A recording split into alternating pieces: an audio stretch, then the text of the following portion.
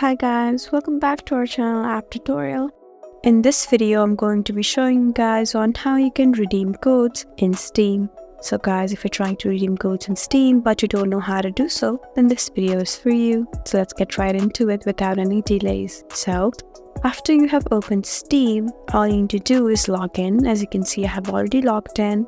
And now just look at the top where you can see Steam, account, view, friends, games, windows, and help. Just go ahead and tap on games. And now you can find view games library, activate a product, redeem Steam, manage gifts and guest passes, and add a non-Steam game to my library. So guys, you can find redeem code right here. Just go ahead and tap on it. And now you would be in this page. So guys, just go ahead and enter your Steam wallet code and tap on continue. And in this way, you can successfully be able to redeem Steam gift card or wallet code. I hope this video was helpful for you. It's quite easy, so make sure you're able to redeem a code.